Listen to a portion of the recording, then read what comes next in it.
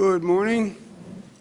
Happy Monday. From my far right, Gareth Rhodes, Chancellor Malatras, Director of Operations Kelly Cummings, Health Commissioner Dr. Zucker. To my left, Secretary to the Governor Melissa DeRosa. To her left, Budget Director Robert Mejica. Today is day 296. But who's counting? I am. Here are the numbers for today. Statewide positivity without microclusters, 5.28. Statewide positivity with microclusters, 5.75. Microclusters, 7.1. 156,000 tests, 109 deaths.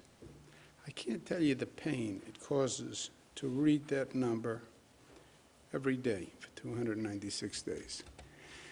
Statewide hospitalizations are up 146. There's a but. I say often these are weekend numbers. Be careful about weekend numbers. Within statewide hospitalizations, there are always two numbers. There's the number of people who get discharged and the number of people who get admitted. The admissions were actually down, 700 admissions compared to 822 the day before.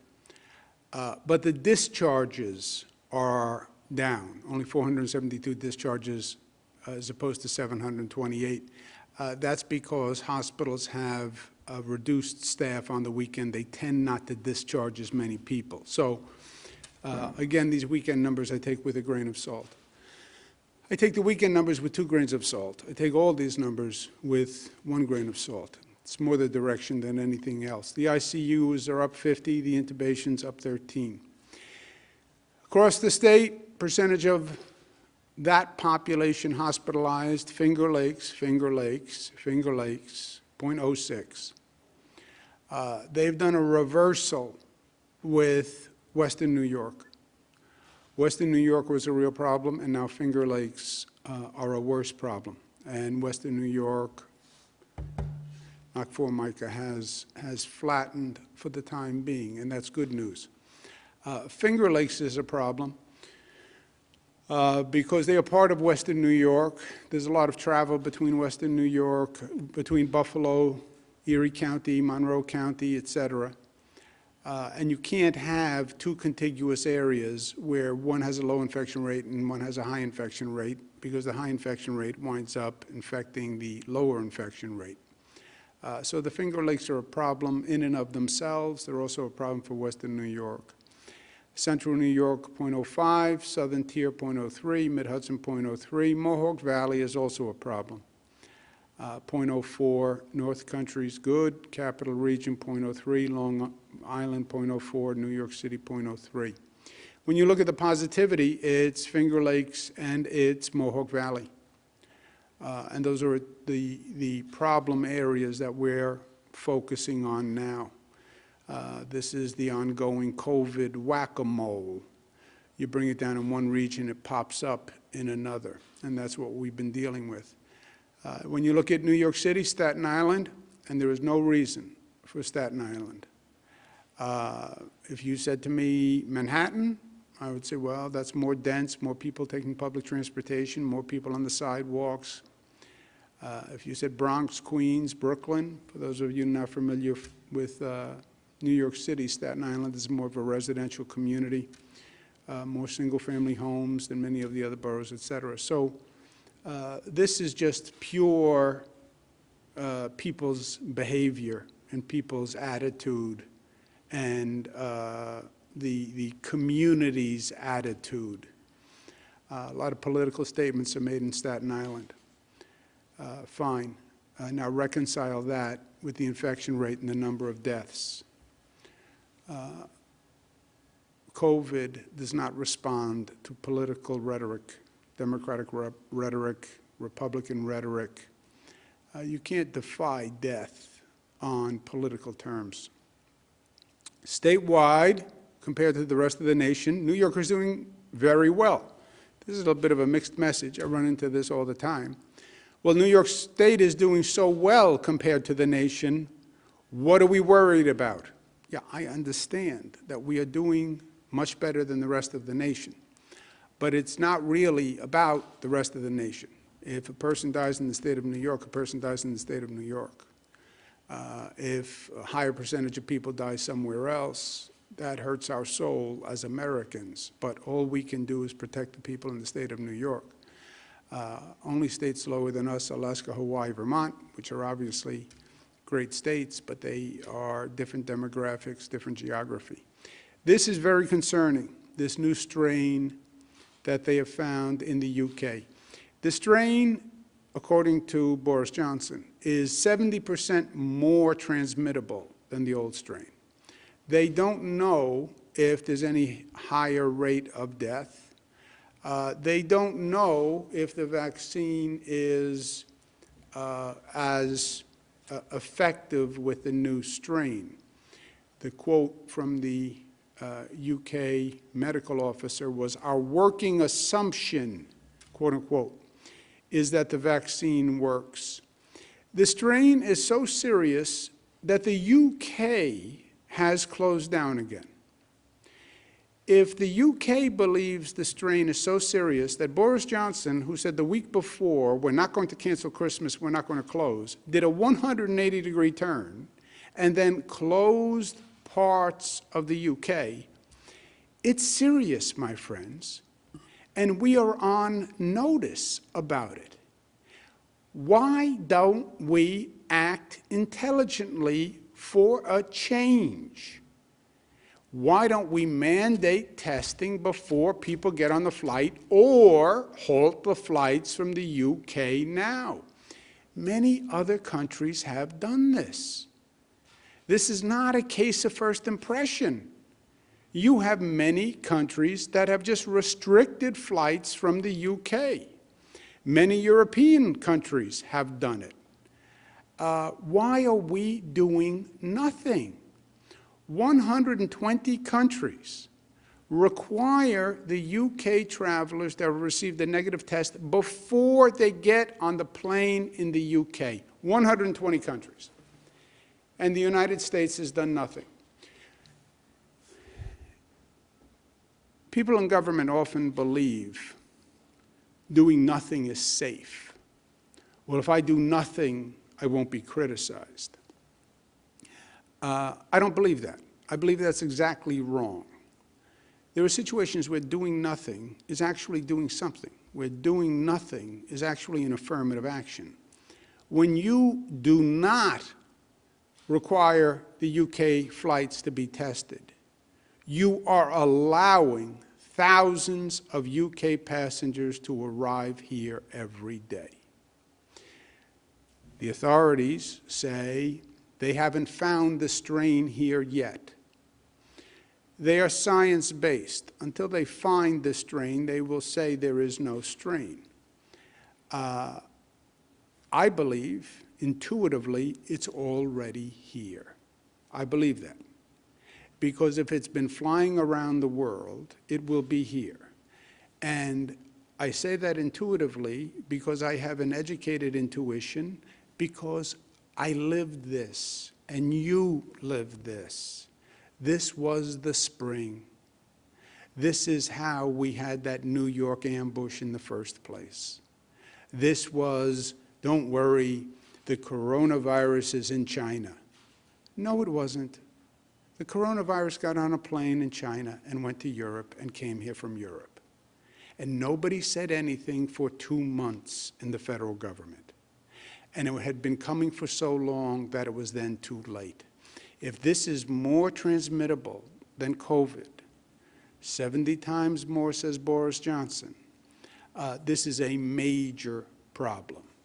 And for us to once again be incompetent as a federal government and take no action is just not a viable option for us in New York. We learned this lesson the hard way, and we're not going to go through it again. We have been victimized by federal incompetence and federal negligence. That is a fact. And we're not going to be victimized again. There are 3 airlines that come from the UK and fly into our airports. Our airports are run by the Port Authority of New York, New Jersey. The three airlines are British Airways, Delta, and Virgin Atlantic. They daily are bringing several thousand passengers per day. I am asking those airlines to add New York State to the list of the 120 countries that require tests before the flights leave the UK for New York. 120 countries do it.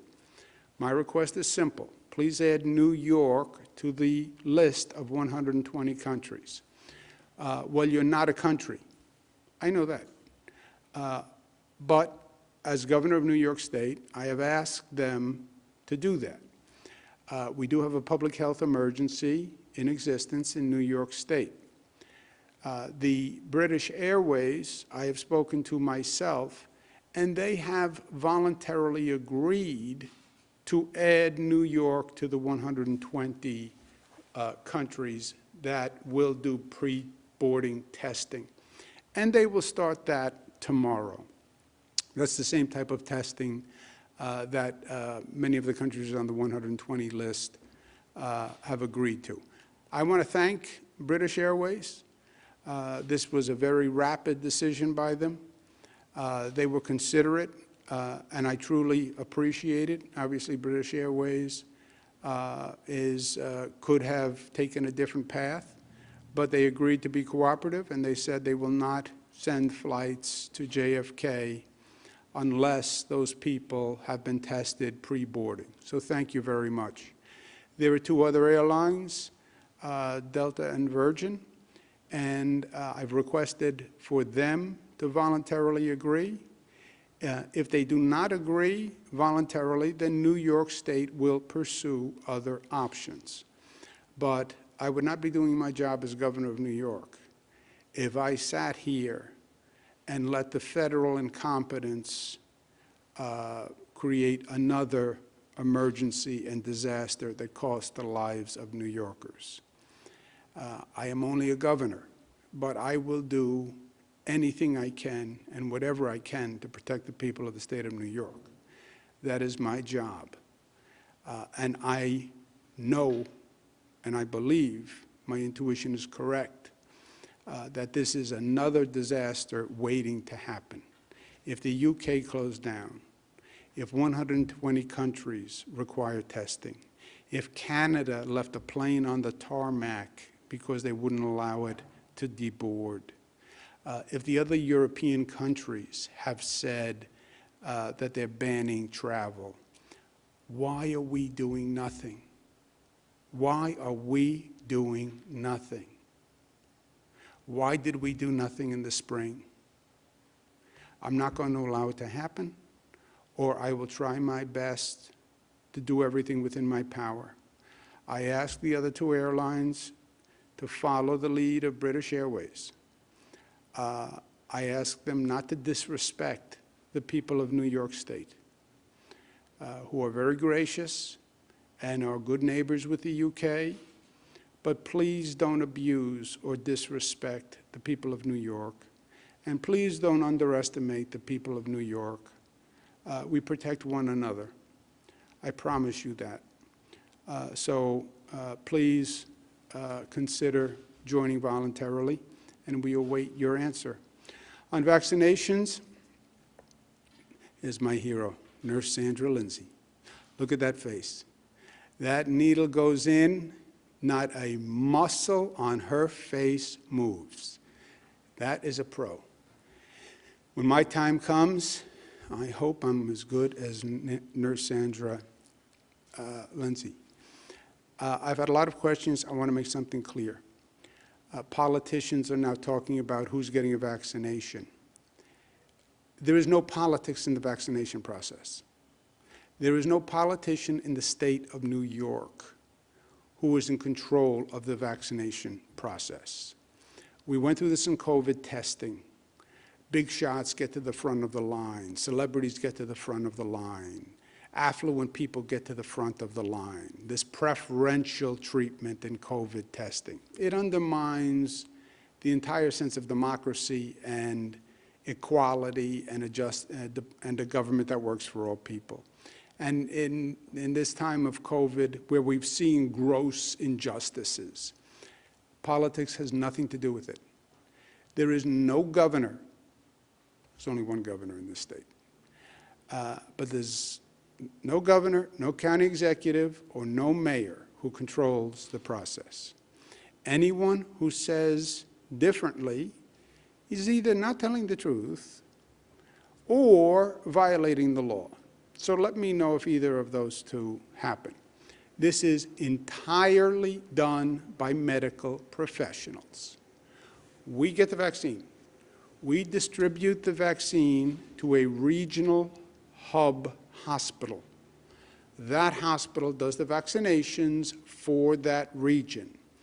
We define the categories of people who are eligible, phase 1A, phase 1B, et cetera. And basically, we follow federal advice on that. But we tell the hospital, this is the eligible category, you administer the vaccine. It has nothing to do with politics, and it has nothing to do with government.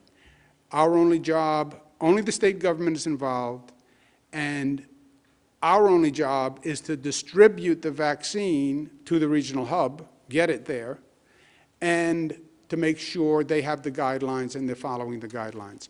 We have already distributed more vaccine, and our hospitals have vaccinated more people than any state in the nation. We did this despite the snowstorm that we had over the past few days, which made it actually a little more interesting and a little more difficult. But welcome to 2020. 38,000 New Yorkers have already received the vaccine dose. This is where the vaccines went. There is no politics in this allocation. This is all proportionate to the number of people eligible in that class. So if we're talking about essential healthcare workers, this is where they are by percentage. New York City hospitals get more. Yes, because New York City has a larger population. Long Island Hospital got more. Yes, because they're a larger percentage of the population, and so forth and so on. But that's the only differential in the allocations. New York State, so far, is the #1 state. And I want to thank our hospitals who are doing a great job, and I want to thank our State Department of Health and OGS, who's actually distributing it to the hospitals. More vaccines are coming every day, 346,000 Moderna coming this week, 120,000 more Pfizer doses coming this week. We expect to have a total of 630,000 doses by this week. This week, we increase the priority populations that the hospitals will be allowed to administer. Federally qualified health center workers, EMTs, coroners, medical examiners, funeral home workers, other congregate care workers, and residents. This week, we also start the federal program to vaccinate in nursing homes, residents and staff in nursing homes. It is estimated that it will take 6 weeks, 3 days at each facility. Day 1, everybody receives 1 shot. That should take 2 weeks. Day 2, second shot. Day 3, the remaining staff. So 3 days, they basically break up the residents and staff in 3 groups, and they do it over 3 days. Total program is supposed to be 6 weeks. The pharmacies, we have worked with the pharmacies and the federal government. CVS is going to do 271, Walgreens 253, other pharmacies 94. These are the 618 nursing homes that are enrolled in the program.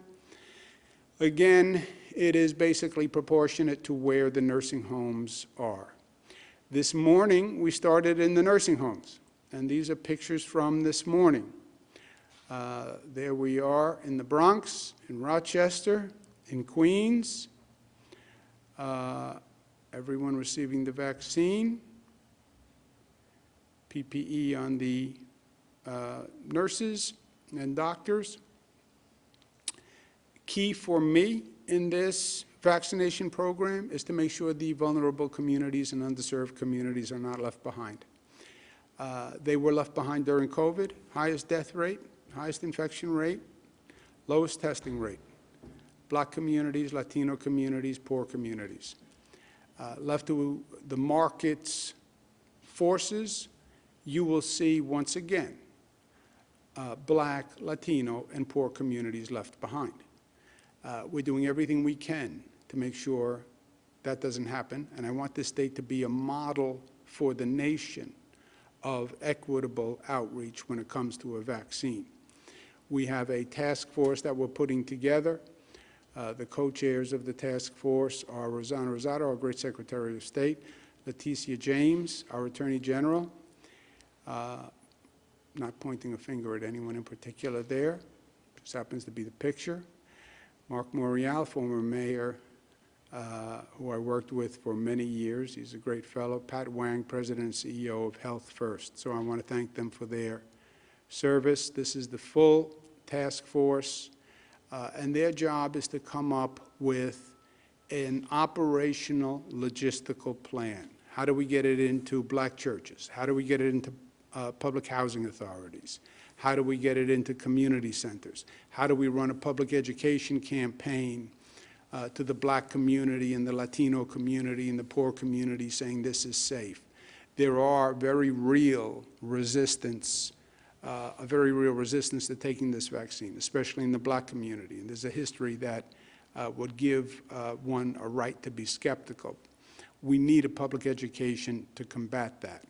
We're also putting together vaccination kits that can be sent throughout the state that are fully contained to do vaccinations for a community. We call them community vaccination kits. But in one shipping container, it can be everything that that community needs. You can send this shipping container right to, put on the back of a truck, bring it to a public housing authority, to a church, to a community center, anywhere in the state, everything you need, computers, IT, medicines, wall dividers, tables, chairs, schematic for how you set up the space. Space could be about 10,000 square feet because people have to come in, they have to be greeted, they have to be registered. The vaccination itself takes about 15 minutes. The medical personnel then like the person to remain in that area, in that space, for about an additional 20 minutes, half an hour, just to make sure there's no response. But in this one community kit, all that will be present. We'll have these ready to then work with community groups, churches, housing authorities, so we can just send it to those places. Again, my goal is this state should do a better job than any other state. Rural communities, poor communities, Black and Latino communities, public housing, other healthcare deserts. In general, what we're doing is what most states are doing. We're just a little bit ahead of it. It's a foot race between increasing vaccines and slowing the spread. That's all this is. And we're in the midst of the holiday season. And spread, the number one spread, overwhelmingly, is small gatherings, living room spread. 75% of the spread is coming from that area. Everything else is relatively de minimis. And we're in the heat of the holiday season, right? I said before Thanksgiving, you think about it as Thanksgiving. I don't think about it as Thanksgiving. I think about it as day one of 37 days of holidays, which is a totally different socialization pattern from any other time of the year. And the socialization pattern is what determines the spread of the virus. Thanksgiving was our first test. And what you're seeing from the data is we did not have the spike that other places had. And interesting, it looks like there were more gatherings, more air travel in other parts of the country, and where there was more air travel and more gatherings, there was more of a spike in terms of Thanksgiving cases, which suggests all the admonitions about celebrate, but celebrate safely. If you don't have to travel, don't travel, actually had an effect here in New York, New Jersey, Connecticut. So that's good news. And the question is then, what happens as you get close to Christmas? Christmas is a longer holiday season, right? Thanksgiving, a day, 2 days. Christmas, Kwanzaa, Hanukkah season, New Year's Eve season, this is a long stretch. But if we stay smart, a spike is not inevitable. We get through the holiday season, then it's just a sprint, us versus the vaccine. We just have to make sure we don't have a spike coming out of the holiday season, which could be a problem, especially for our hospital management. But if we stay under control in the holiday season and we don't have a big spike, then mid-January, it's just a foot race, us versus the vaccine. And we're going to get that vaccine out. We're already leading the nation in getting the vaccine out. We're going to get that vaccine out if I have to drive it all across the state and come up with a temporary license from the Department of Health to administer the vaccination myself, which I'm sure I could probably get. But we have to get through the holiday season. I also want to say again to people where everything is so political in this state, everything is so political in this country, everything is so polarized. Biden and Trump agree. They agree. How are you playing politics with COVID when even Biden and Trump aren't playing politics with COVID? And by the way, Biden and Trump haven't agreed on anything. This is the one thing they agree on. So stop the politics and actually save lives. Save lives. You see those high infection rates, high positivity rates, high hospitalization rates? You know what they translate into? High death rates. And that is going to be inarguable. There's going to be a time when people turn around and say, why did 57 people die? And why did we have more people die than anywhere else? You don't want to have to answer that question. And the answer can't be because we played politics. So, healthy holiday, and I'm going to have a great one. Santa's going to be very good to me, I can tell. I worked hard this year, social distance, wear a mask. Be smart, be smart. Washington made a deal on a financial package. It provides some emergency relief. I spoke to Leader Pelosi about it a number of times. I spoke to Senator Schumer about it a number of times. I know they were working very hard on it. I know Senator Schumer was working very hard to get the best he could for New York.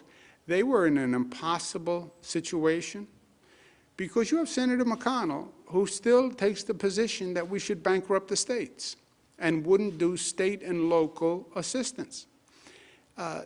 This is not partisan. Senator McConnell happens to be a Republican. I'm chairman of the National Governors Association.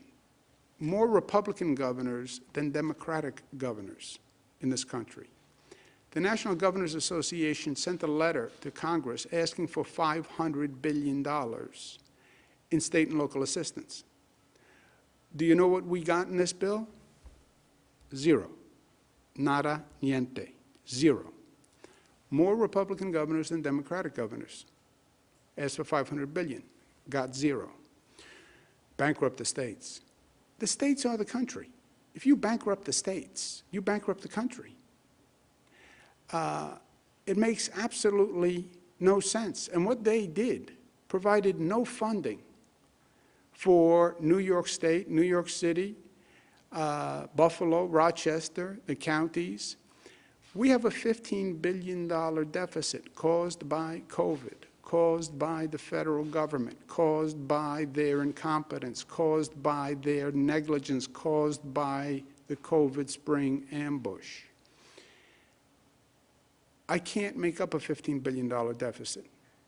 That means we will lay off people, and that means we will lay off people who we need to do the vaccines. Lay off National Guard expenses, lay off police, lay off fire people, lay off hospital people. In the middle of a pandemic, that's what you want me to do? Dramatic tax increases. When an economy is faltering, when the New York economy is faltering, it makes no sense. What they did to the Democrats is they gave them a Sophie's choice. Which life do you want to save? We don't choose in this country between who lives and who dies. Everybody should live. We should be fair to everyone. When you don't fund states and cities, that means cities lay off police officers, and they lay off firemen, firefighters, and they lay off teachers. That's what happens. You hurt people. When you don't fund the state, it means I can't help people with rent relief and mortgage relief. I can't fund schools. You hurt people. This emergency, short-term, whatever you want to call it, it was a Sophie's choice.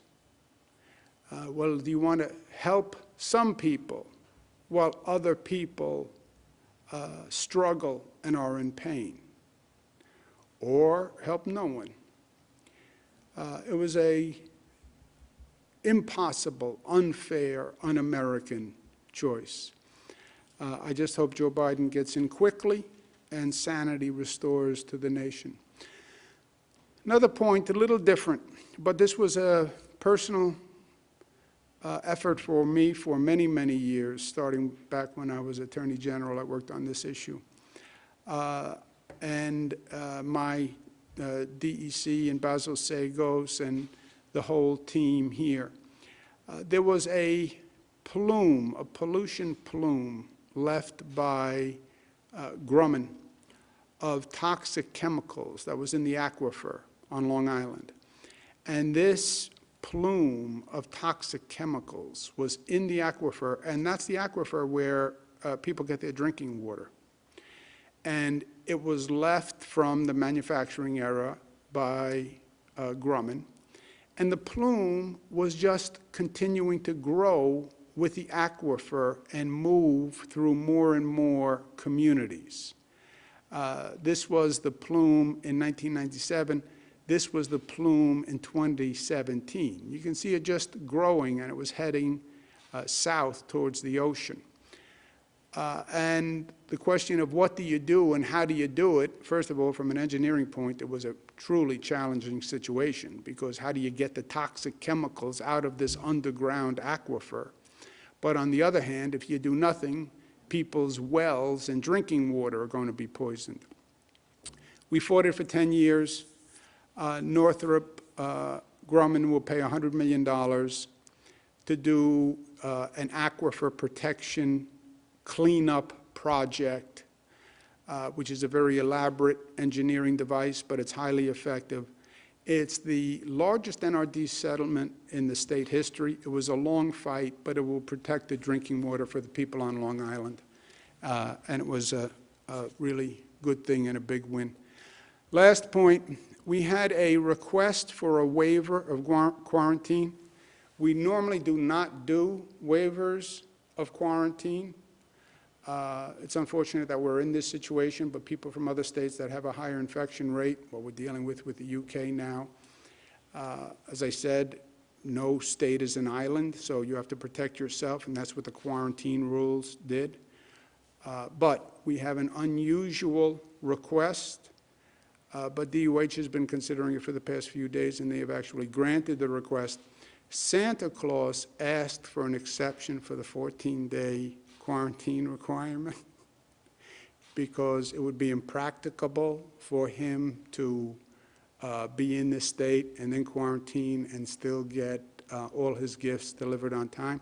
DOH was flexible. They have granted the quarantine waiver, but Santa is required to wear a mask this year. I think you will still be able to recognize him, even though he'll be wearing a mask, because he does have a fairly distinct outfit that he wears, plus his body style is fairly distinct. So I don't think there'll be any issue in identifying Santa this year. He'll be able to do his job, but do it safely because he'll be wearing a mask. So thank you, Dr. Zucker, I think that was a creative outcome to that waiver request. Questions? Thank you, Governor. If you'd like to ask a question, please use the raise hand function at the bottom of your window. We'll take a moment to compile the Q&A roster.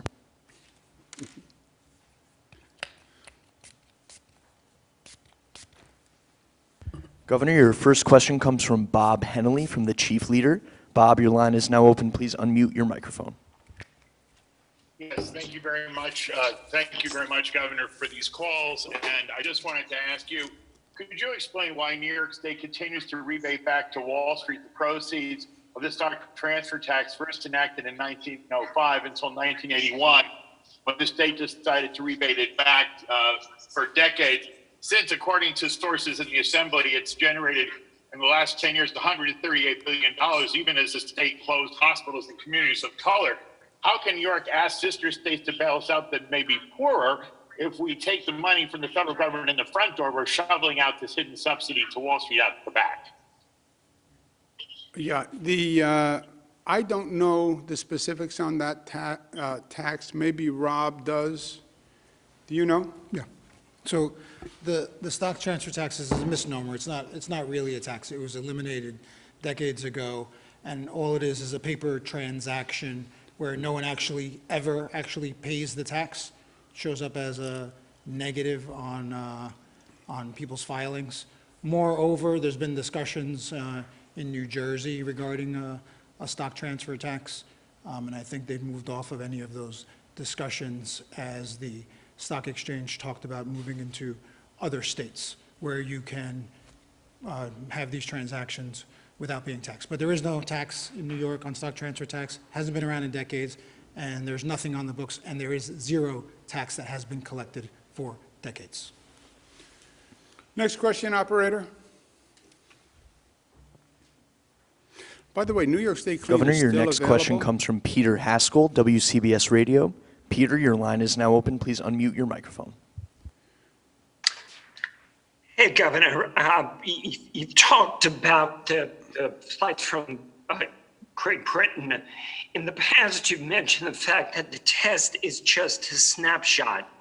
Is a negative test good enough, or should we just shut it down completely? Well, good question. Peter, I think the United States should do what other countries have done, which is halt the travel. Other countries have halted travel because, Peter, they don't know what they are talking about. Well, that's an offensive statement. No, it's not an offensive statement. They will say they don't know. They will say they don't know. I was on the phone with top experts all weekend. We don't know if it's more deadly. We don't know how much more easily it's transmitted. We don't know if the vaccine is effective. Our working assumption is that the vaccine is effective. This is back in the spring. Remember in the spring, Peter, they all changed their tune 10 different times. The only way it's spread is if a person sneezes or coughs. Oh no, that's not right. There's also asymptomatic spread. You don't have to have any symptoms and you can spread it. You have to be very careful about surfaces. Don't touch surfaces because it can be spread from surfaces. We disinfect all the trains and subways. Not so much on surfaces. In the beginning, you don't have to wear a mask. Oh, now everybody has to wear a mask. We saw this movie. UK closes down, other countries ban. Yes, I think the US should halt travel until they know what they're talking about, period. And the way they should have halted travel from Europe in the spring before they allowed the virus to come the first time. This is take two. You know, they talk about a second wave. There has been no second wave. This would be the second wave. This would be a mutated virus coming back, which is what phase second wave was, right? Second wave, 1918 flu pandemic. First wave, virus mutates, and then you have a second wave. This is a mutated virus that they think, according to the UK, transmits much, much faster. Why are you doing nothing? Now, I have no legal authority on international travel. When a plane lands at an airport, only Customs and Border Patrol has that jurisdiction. That's my issue here. I can't halt flights. I call on the US government to do it.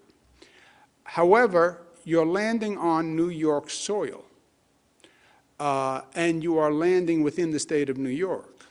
And therefore, I do have legal jurisdiction that I can assert. But my preference would be what the other countries did. U.S. should halt travel until we know what we're talking about and we know the facts. Don't make the same mistake you made in the spring.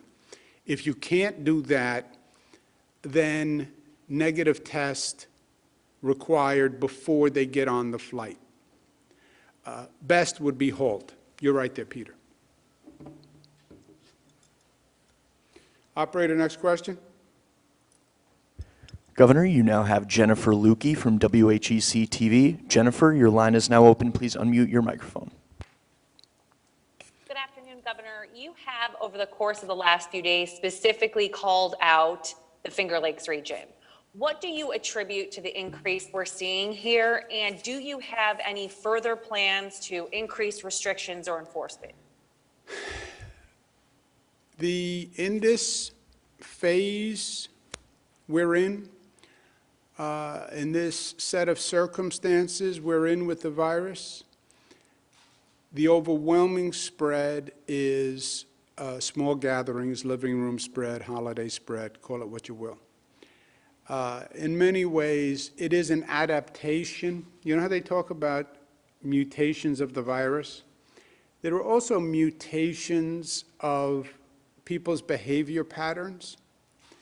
When you close bars, close theaters, close restaurants, or limit them significantly, where do people socialize? Where do I go? We are social beings. I'm not going to sit at home alone. Where do I go? I go to a friend's house. I go to my family's house. We have small gatherings. We watch the Buffalo Bills. We hang out on the weekends. And 75% of the spread is coming from that. How do you get at that spread as a government? Very, very hard. CDC says you shouldn't have gatherings of more than your immediate household. That's Donald Trump. States like New York say no more than 10. But, you know, you're talking about what people do in their home, and what they do in their home is their own business, right? So it's very hard. What we try to do is say to people over and over and over and over again, be smart, remember that this is not a purposeful, malevolent act. Your girlfriend is not going to infect you purposely. Your husband's not going to infect you purposely. 50% of the spread asymptomatic. People don't even know they have it. And then we're watching very closely the hospital capacity, because the final line is you overwhelm the hospital. And if you get anywhere near overwhelming the hospital, then we have to come up with the most strict shutdown restrictions ever. And I spent several hours speaking with the hospitals in the Finger Lakes, Monroe County, et cetera, about hospitals. We have the Lieutenant Governor Kathy Hochul is doing follow-up with Dr. Zucker. But that's where the spread is coming from, and that's why we're worried about the holiday season. Next question, operator. Governor, you now have Cameron Hurst from the Post-Journal. Cameron, your line is now open. Please unmute your microphone. Governor, thank you so much for the opportunity to ask a question. Pharmacy workers here in southwestern New York had expressed concern that they will be sent into nursing homes this week to vaccinate those in congregate care facilities, but that they themselves would not be vaccinated. Are they included in the population expansion you announced today? Question is, what category are pharmacy workers in? Who knows? Yeah, the pharmacy workers are included in the first group of healthcare workers. So they are in the 1A category. So pharmacy workers will be getting vaccinated as well. So the vaccinators will be getting vaccinated along with the residents of the nursing homes as well as the nursing home staff. 1A, as you know, is the highest category, so they're in the top category. By the way, we are still making New York State clean, and it is still available. Kelly Cummings' mastermind when we had the shortage of hand sanitizer. It's highly effective. If you inhale it, it also clears your sinuses, wakes you up. Next question, operator.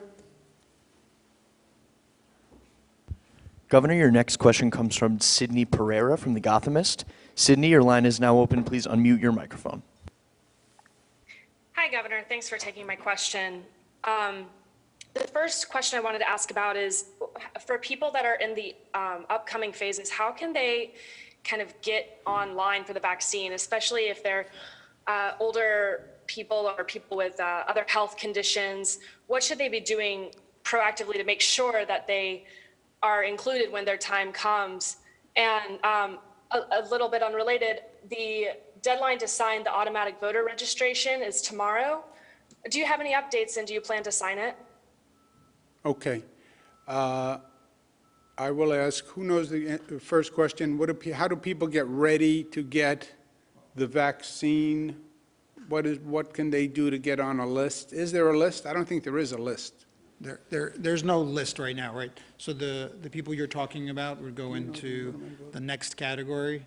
So there are approximately 2 million individuals in the first category, which is 1A, which includes the healthcare professionals, congregate care, and those. We're now getting ready to prioritize 1B, which is the next section. But remember, we have about 550,000 vaccines right now. That category, the first category, is 2 million. When we get to the next category, the federal government just over the weekend yesterday gave some guidance on 75 and older and people with comorbidities. So we're reviewing that. When we have the prioritization for the next category, then we'll communicate that to the public and come up with a process for individuals to have access. On the automatic AVR bill, the deadline is tomorrow or the next day, I believe, and this pen works, and I'm going to use it. Next question, operator. Governor, your next question comes from Josefa Velasquez from the city. Josefa, your line is now open. Please unmute your microphone. Hi, Governor. Over the weekend, we've been seeing members of Congress setting the COVID-19 vaccine as a part of the group that keeps the function of government going. Where do you fall in the line of people that are waiting to get vaccinated? And when do you expect to be part of that group? Josefa, you broke up a little bit.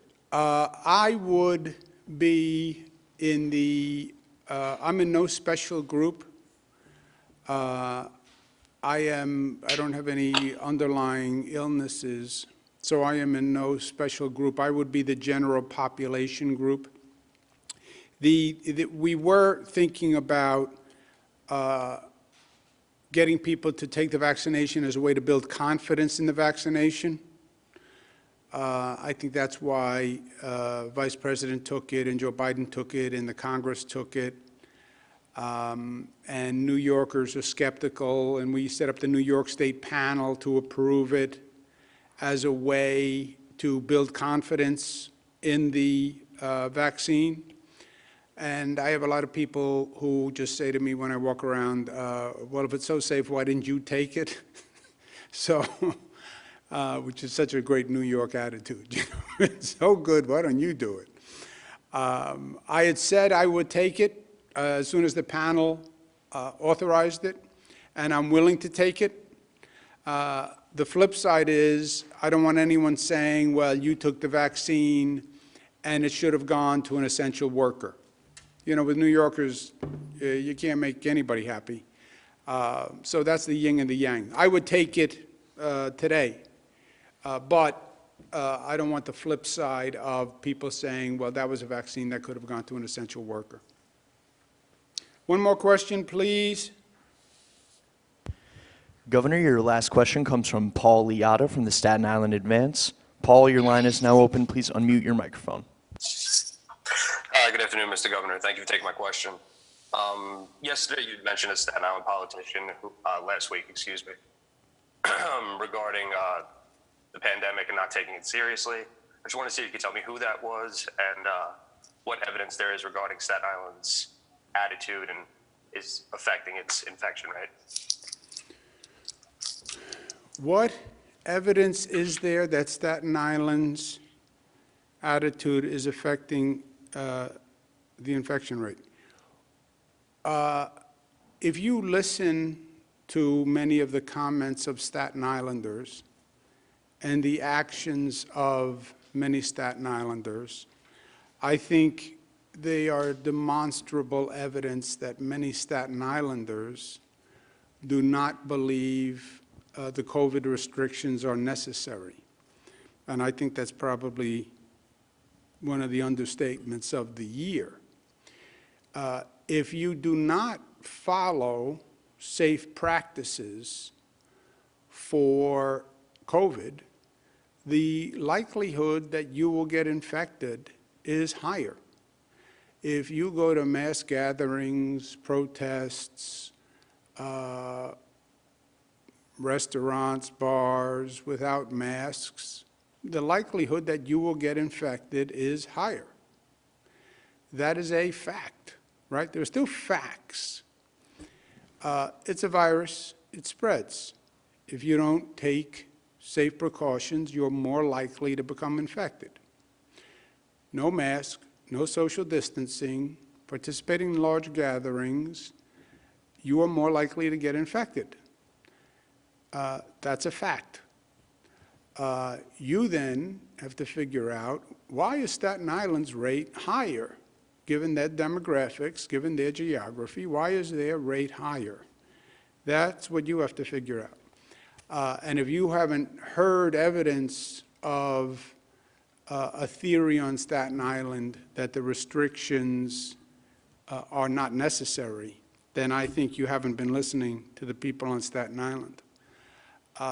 And as far as the politician who I spoke to, who was very interested in getting a vaccine, that was a private conversation, and it'll stay that way. But my point about the vaccine was, if COVID is a hoax, and COVID isn't a problem, and this is all blown out of proportion, then why would you be asking about a vaccine?